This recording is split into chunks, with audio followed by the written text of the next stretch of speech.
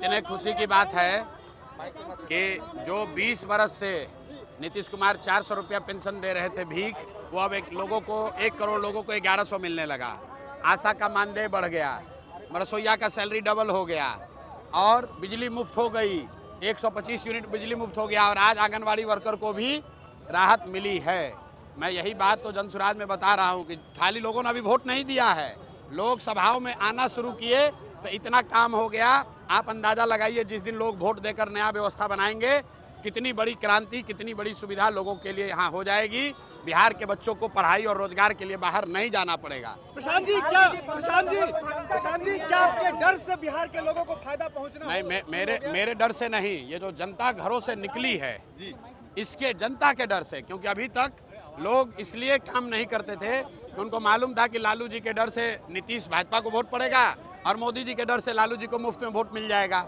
इस बार उनको दिख रहा है कि जनता ने तीसरा विकल्प बना लिया, जनसुराज का विकल्प।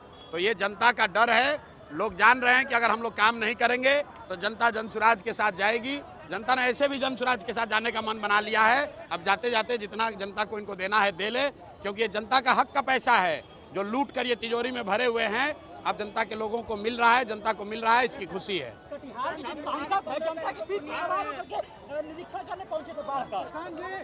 ये जो आप जिस सांसद की बात कर रहे हैं, ये कांग्रेस का चरित्र दिखाता है, ये कांग्रेस के चरित्र को दिखाता है। ये लोग राजशाही मानसिकता वाले लोग हैं। आप देखिए राहुल गांधी यहाँ आए थे, 6 दिन में पूरा बिहार बेचारे घूम कर चले गए। 6 दिन में उनको पूरे बिहार की समस्या का पता चल गया, सबसे मिल लिए, सबकी मदद कर दिए और घोषणा करके चले गए कि भैया हमको वोट देके फिर राजा बना दो।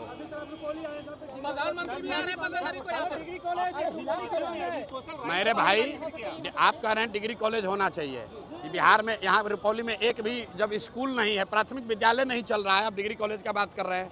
हमने अभी भाषण में क्या कहा, जब लोग यहाँ प्राथमिक विद्यालय के लिए, डिग्री कॉलेज के लिए वोट देंगे तो विद्यालय और कॉलेज भी बनेगा। लेकिन अगर आप वोट 5 किलो अनाज के लिए दीजिएगा, जाति के लिए दीजिएगा, तो डिग्री कॉलेज नहीं बनेगा।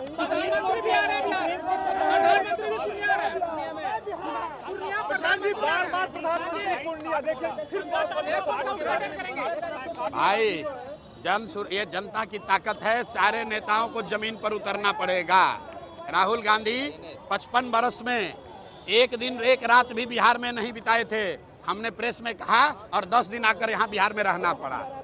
अब हमने प्रेस में कहा कि भाई 400 रुपया पेंशन से काम नहीं चलेगा, तो नीतीश कुमार को डर के मारे 1100 करना पड़ा।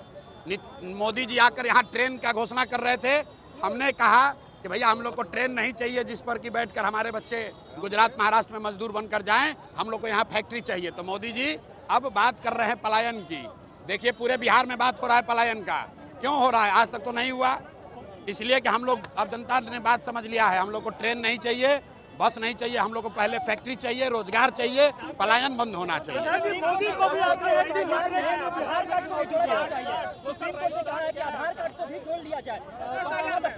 बिल्कुल, आधार सुप्रीम कोर्ट ने जो निर्णय लिया है वो ठीक है। हम लोग पहले से ही कह रहे हैं कि अगर आपके पास आधार कार्ड है आपको डरने की जरूरत नहीं है, क्योंकि चुनाव आयोग के पास नागरिकता तय करने का अधिकार नहीं है।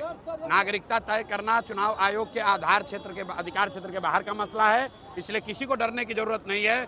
जिसके पास भी 12 में से एक भी डॉक्यूमेंट है वो इस बार वोट दे पाएगा, ये कोई चिंता की बात नहीं है। और अगर 2-4 लोगों का नाम कट भी गया तो भी विश्वास रखिए, जितने लोगों का नाम वोटर लिस्ट में है उतने ही लोग नीतीश कुमार और भाजपा को सबक सिखाने के लिए काफ़ी है।